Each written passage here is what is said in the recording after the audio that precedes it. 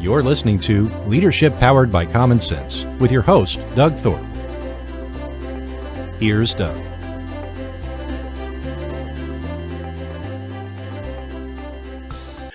Hello again, everyone. This is Leadership Powered by Common Sense. I am your host, Doug Thorpe, and today we're going to dive into the realm of pricing your services or pricing your goods, pricing elements in your business.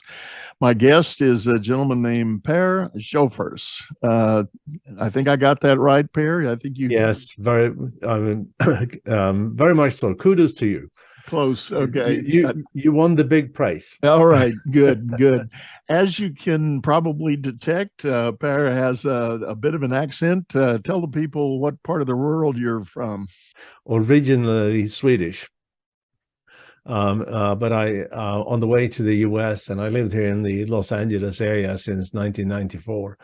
On the way, I stopped for several years in Zurich in Switzerland, and several years in the UK in London. So I guess I picked up various accents on the way. So. Yeah. Well, happy to have you here and glad you could join us.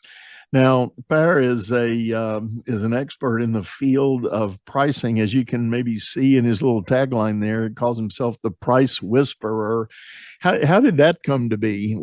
Who tagged you with that? Well, I'm part of a networking group, and I've helped a bunch of companies in that networking group, and somebody started to call me the Price Whisperer, and the rest of the folks sort of chimed in, and because I got this wacky name that it's difficult to not only to pronounce but to spell, I decided that hey, why not just adopt the moniker and make it easier for the folks who wanna reach me. Well, I was excited to be able to put this show together because so often when I deal with small business owners, unless they're in a very specific niche that is product driven, they often have difficulty setting the right price. And this is particularly true in service-oriented businesses, such as coaching and advising and things of that nature. So, but before I guess we get into the details, tell the folks a little bit more about your journey and the kinds of work you did that kind of led you to this place. Yeah, I mentioned Zurich and London, and I ran I established and ran a company in Zurich, and in London I took over the CEO job at a company, was a subsidiary of a Japanese electronics firm. So I ran that over Europe, and then I came here to the States to establish and run a division of a fairly large public company, and did so successfully. But after that, I had another 4 CEO jobs, and we did experiments with pricing in some of those, well, actually in most of those instances, and some of those experiments were very successful, meaning that the next quarter revenues were up 25%, right? Others were complete disasters. And what I had learned in business school about pricing and what I could read about pricing was so theoretic and so academic and so, I shall say, void from business reality, that it didn't help us to understand why some of those experiments worked or others didn't. So eventually, 15 years ago, when I decided I was too old and too opinionated to be a hired gun, I decided to set up my own shop and develop a process to make every pricing experiment a success, right? And that is what we're doing. The process is based on willingness to pay research, and that's done online. And what it means is that we go out with a questionnaire, we poll a particular market. We are very, very stringent in making sure that we disqualify folks that are not the people we want to interview. And through a whole series of questions, we can assess what an audience, customers and non-customers to our client, are willing to pay for their product or service. And it's all about understanding how they value the monetary value of different features and functions and so forth. And from that we can predict sales volume and revenue at different prices with great accuracy. And we also get to know there's psychological price points out there called price walls. And those can those are sort of inflection points. So if you think about a company, say, increasing pricing step by step, eventually they will come to one of those price walls.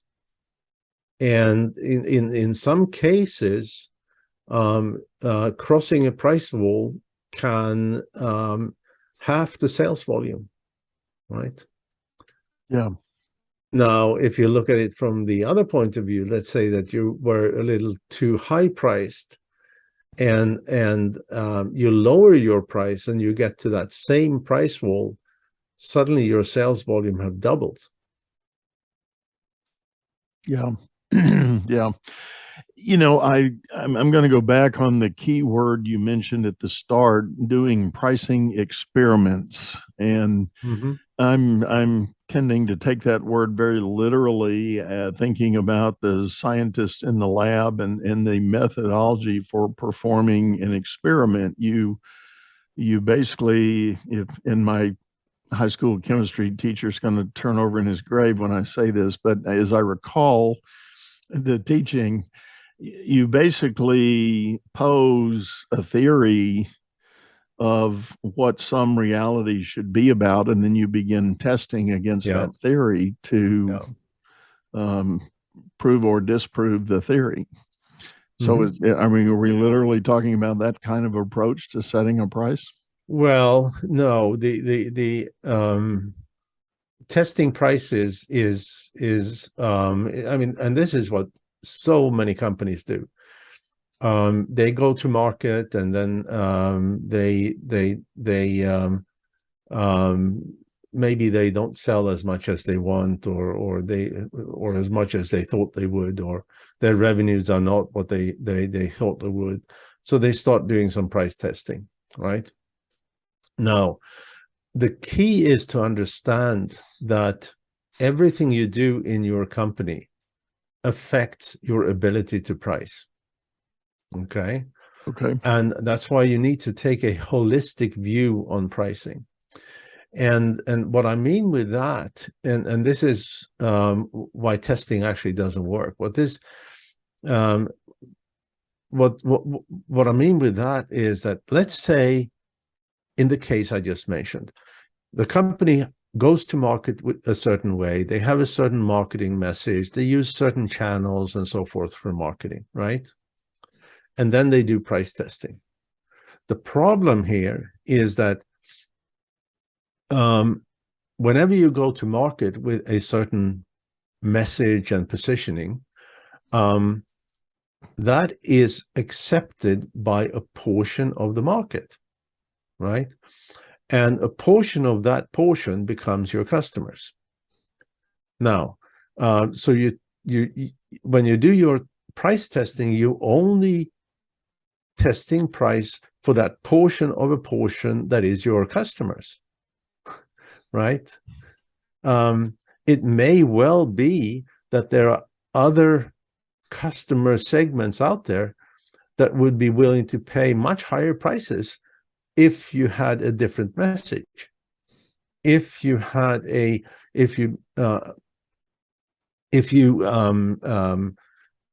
if you use different channels for your messaging, for your marketing, right? It may be that if you have a different sales methodology, there may be segments that are willing to pay higher prices and so forth. If you push different features and functions, there may be people out there too that would be willing to pay higher prices, thus supporting supporting higher prices. So and if you're going to test all this, I mean, say you're going to test 6 different customer profiles, you're going to test 6 different feature functions, you're going to test 3 different marketing channels with 6 different messages, you're going to try 3 different sales channels with 3 different sales methodologies, and then you're going to test 8 different prices, and you end up with 15,000 combinations. And by the time you've done all this testing, the market moved on, and whatever you started to do is not valid anymore. Right? Yeah. That's a huge challenge with the marketing moving on. Yeah, and what I'm saying is that the way we do it with willingness to pay research is that we identify the market segments that has the highest willingness to pay, and therefore support higher prices. We identify the product or service features and functions that leads to a higher willingness to pay, thus supporting higher prices. We identify the marketing channels and marketing messages also that supports higher prices. The sales methodologies and the sales messages and the sales channels that also support higher prices. And eventually, obviously, we also can identify what pricing structure and pricing strategy minimize sales friction and support the maximized prices. So, is it safe to say that most businesses enter the market cutting themselves short on pricing? Absolutely. And I'll tell you this story. It's from a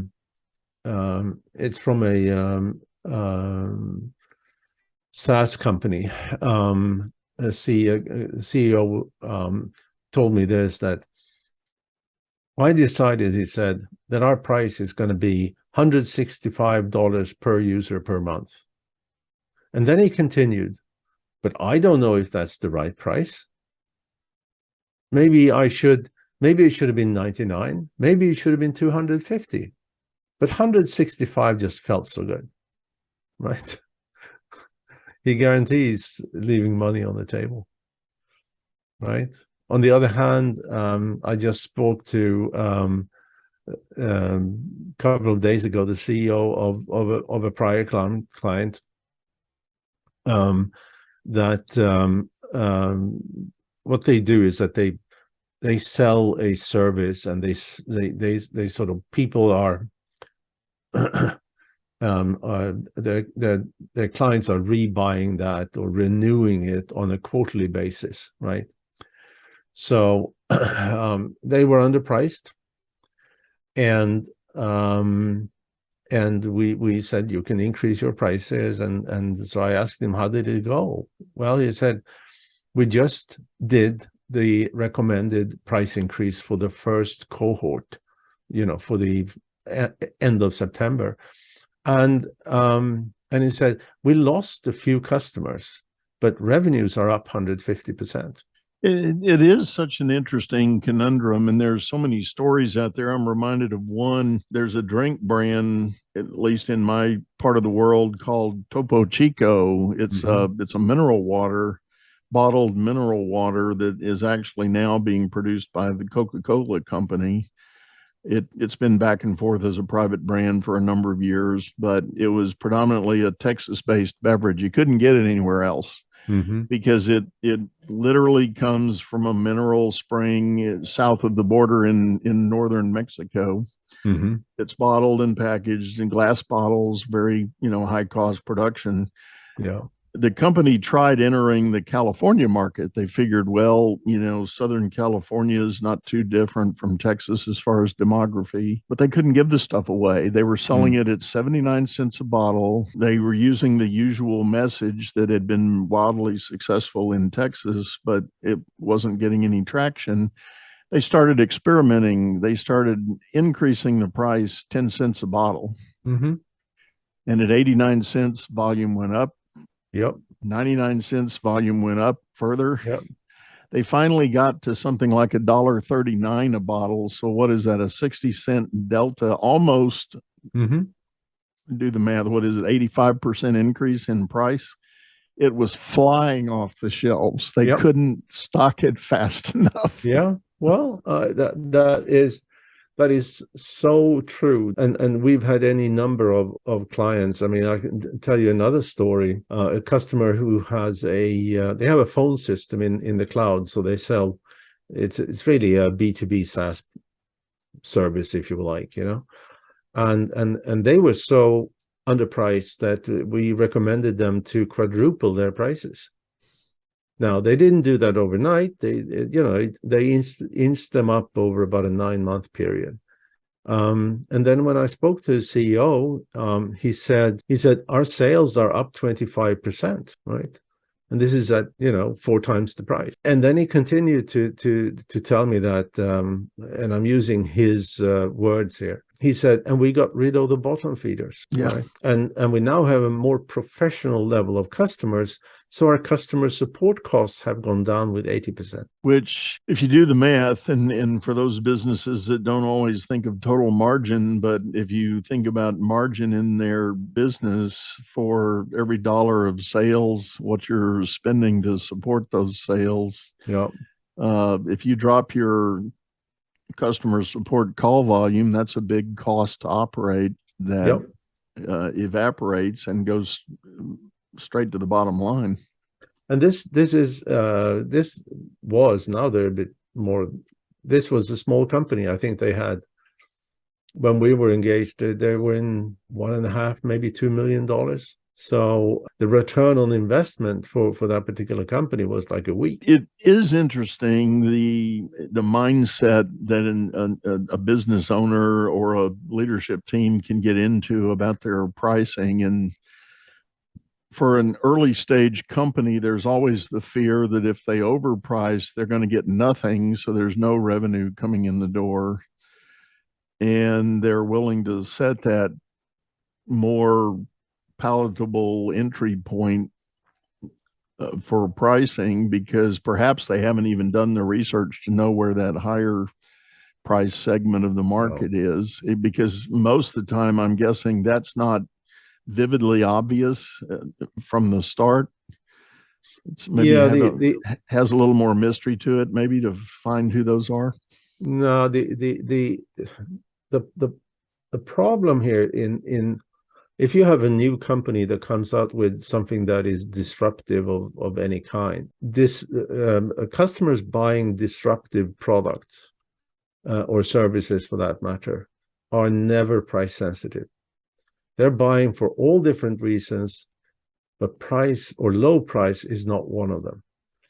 And one of the most common mistakes that companies do when they come up with a disruptive service or product is that obviously they promised investors some kind of sales volume, and they got the investment, and time marches on, and after a few months, or maybe after a year, they look at their sales volume and realize that it's nowhere near where we promised people, right? And they look at the cash balance, and that's dwindling fast, Yeah. So they lower their price, right? And in most cases, they will then also see a reduction of sales volume. Then things are really bad because then sometimes they cannot increase their prices again. So they die. Instead, they need to realize that when you have a disruptive product of some kind or a service, you got to price high because there's only few early adopters out there and they are not price sensitive. Right, and it's when you price high in that market, that's when you need the money the most, because you need to pay for your investment in development. You need to spend more money on marketing and so forth. And I have to tell you this: in this little world of price consultants, there's a guy who's been become famous because he coined something that he called penetration pricing, skim pricing, and neutral pricing, right? One of these theoretical constructs that has nothing to do with reality. And in his book, he's using the introduction of Lexus as an example of this, right? So when Lexus came into the US, the first car they came into was the LS400. And it was disruptive in many ways. It was very, very high quality and so forth. The guy says that they came in with a what he called a penetration price, right? So they were 2/3 of the price of the market leader, which is the Mercedes S-Class. Lexus was successful, very successful, for a whole different set of reasons, the separate dealership and all different things. But and pricing was part of that, but it was not only pricing that made it a success. But then the theory says that once you moved into the market, you should then go into what he called skimming, which is to increase prices and capture all those sort of profits that you've given away in that penetration pricing. Now, if you look today, whatever, 38 years later, the Lexus LS is still 2/3 of the price of the Mercedes S-Class. Obviously both have increased prices, but the whole theory is so flawed. Right. We may be backtracking a little bit here with my next question, but what do you think are the key reasons new businesses do the wrong thing with pricing? What drives their bad choices for pricing? Fear.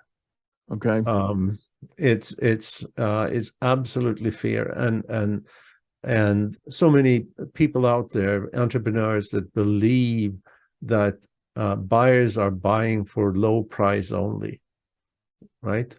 Now, that is correct if what you are selling is a total commodity. A total commodity is sold on price alone. Right.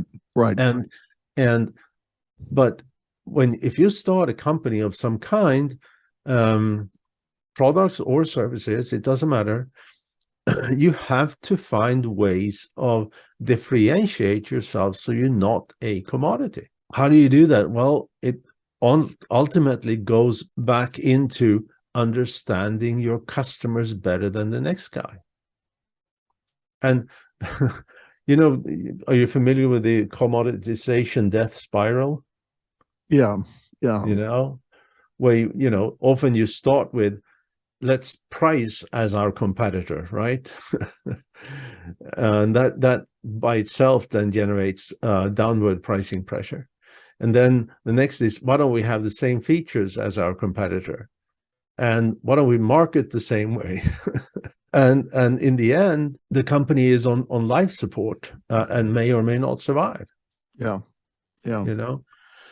I can remember in the early chapters of my career, I went to work for a bank, and one of the hardest service businesses to differentiate is banking, because what do you have? You got a checkbook, you got a savings book, you might have a loan product, and how do you differentiate the value in each of those segments?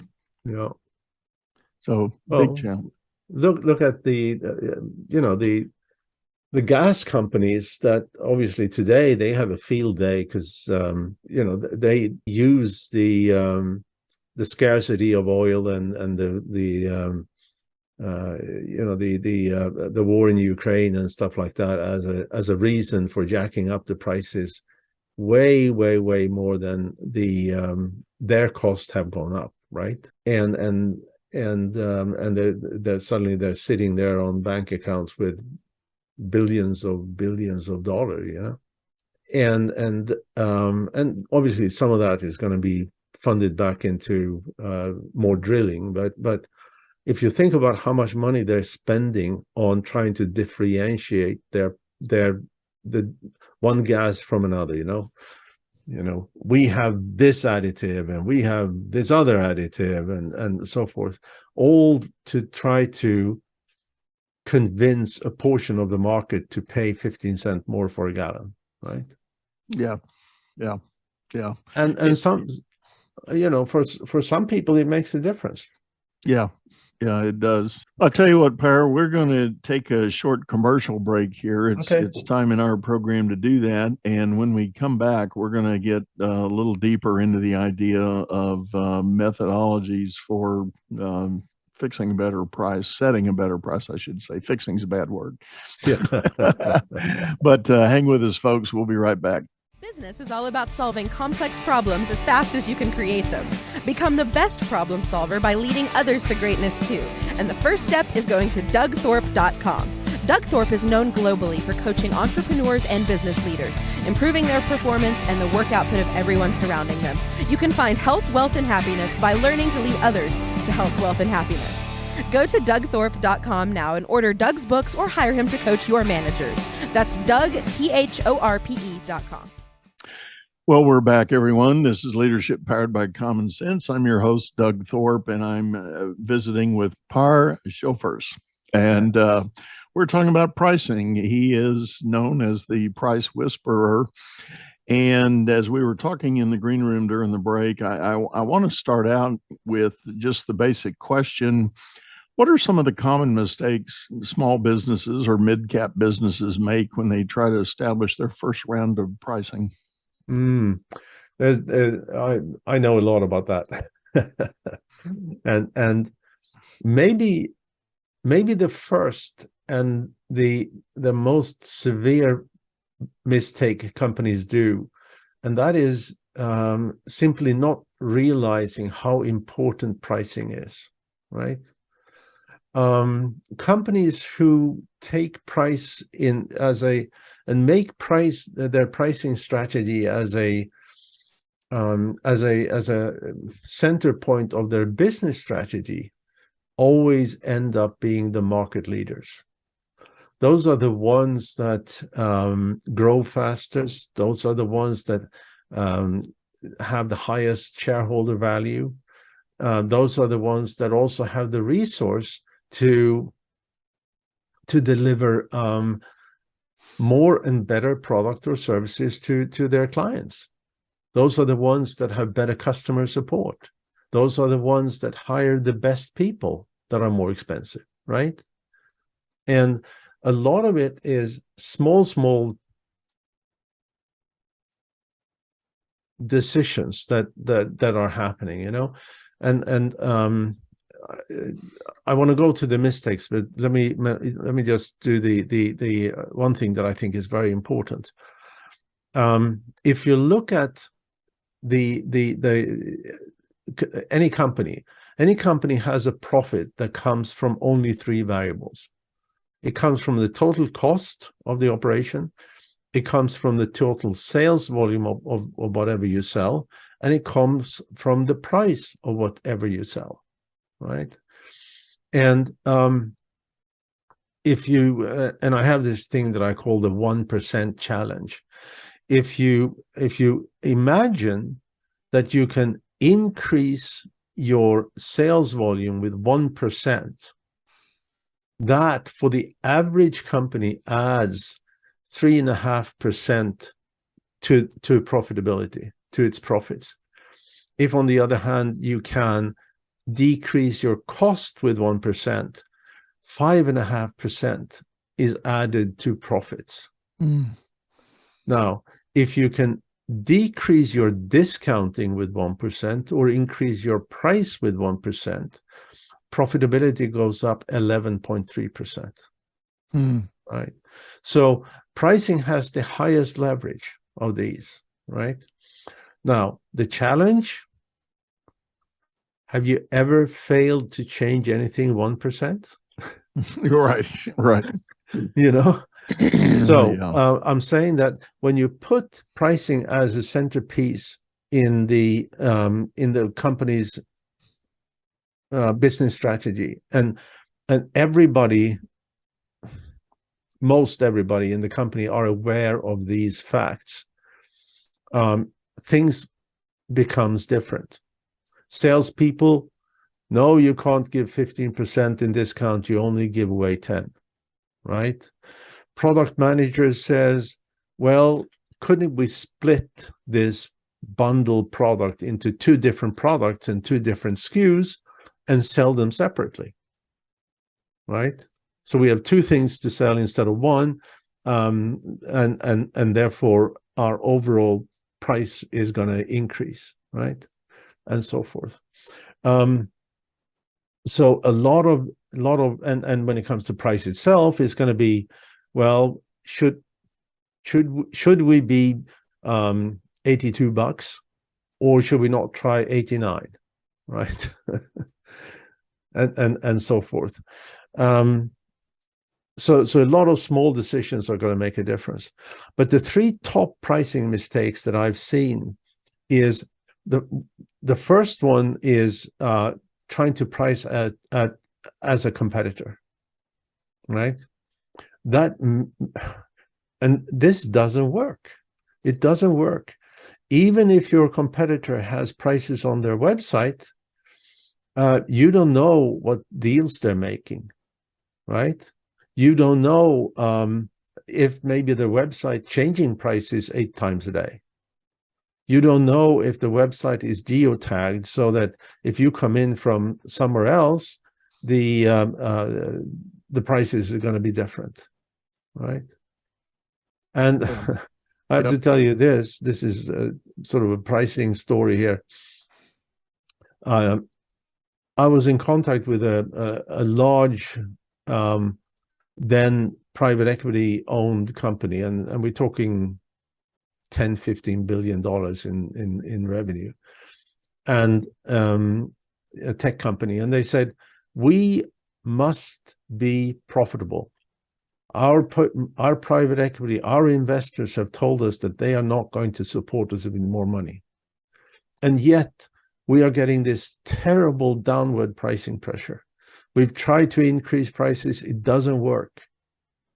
What are we doing? What's wrong with us, right?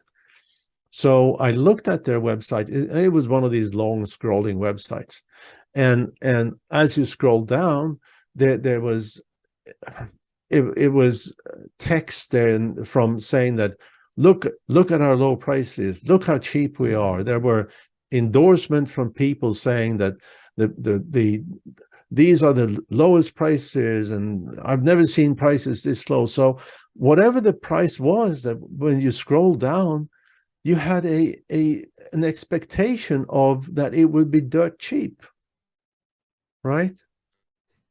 And because of that, they couldn't increase their prices. So I told the guy, just remove prices from your website. And this was tech, so it needed a bit of an integration. So you had to have a sales engineer of sort involved, you know. And then I followed up with my contact there a month, 2 months later, something like that. And I asked him, well, I can see, I said, that you removed the prices from your website. How did that work? And he said, well, we doubled our prices. Nobody complains anymore. And we're profitable. you know. Yeah. Yeah, So setting up that messaging right away that you're essentially leading with price has the issue, and there's not even a chance for somebody to look and say, I really need this solution. yeah, exactly. And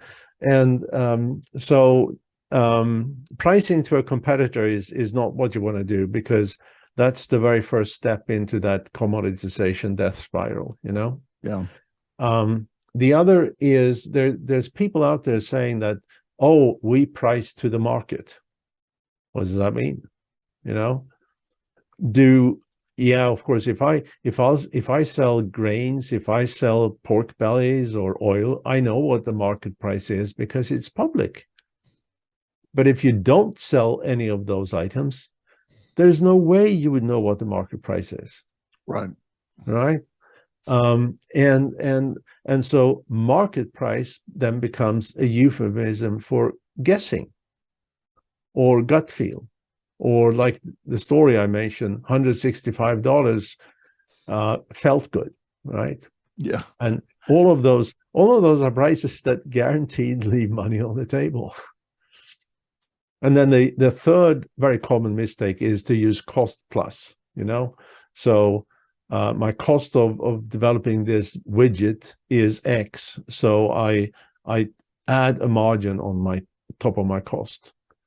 And the problem here is well, there's many problems. First off, different industries have different sort of uplifts, you know. In old school manufacturing industries, typically you take cost plus 35% or cost plus 50%. In retail, they typically take double their cost, and that's their price. In some industries that I've been active in, we're talking about taking cost times 5, taking cost times 10, and so forth. And all of these have the problem in that they have nothing to do with the value that you deliver, right? So and prices need to be set based on the value you deliver to your customers. Otherwise, you are leaving money on the table. I'm thinking, what about industries that have what is already a heavily commoditized pressure on them? And I'm thinking, for instance, of home building. Mm-hmm. In most markets, and the realtors do a big job of fueling this fire, they always want to talk in terms of price per square foot. Yep.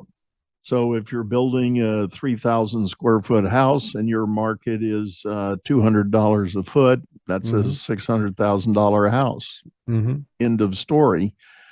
Well, you know, the home builder is looking at it like, yeah, but I have these ever increasing costs of materials, and you know, that number, that magic number, may or may not even be close to my own reality of what it takes me to produce this home for you. Yeah, that's true. But if they turn around and they come in at something like $300 a square foot all in, when you do the math, you know, a buyer's saying, what the hell? I mean, what did you do to me? What? Yeah, that's interestingly enough, we did some work actually for a company in that particular space, building homes, and they without going into any details, but they have figured out a technology that differentiate themselves in such a way that compared to traditional ways of building a home, they can charge about a 20% premium, right? And the home builder make that up in quicker time to market, all right? So so there's sort of a win-win there. But the other thing that people, when they do cost plus, they don't think about is that, let's say you have a product that where the cost is 50, and for this particular company, the rule of thumb is to double cost to get to price, right? So the price is 100. and the margin is 50%, right? Let's then say that they managed to reduce the cost of this particular device to $40. That means that under the rule, the price now is 80. Percentage-wise, the margin is still 50, but they lost $10, right? Yeah. You know, and the other big flaw with cost-based pricing, apart from that it doesn't match the value, is that almost any company have some product or services that are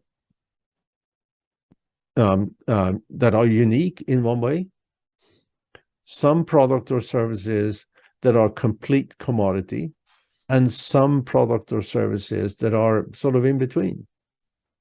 And then that rule of thumb is applied to all of them. Yeah.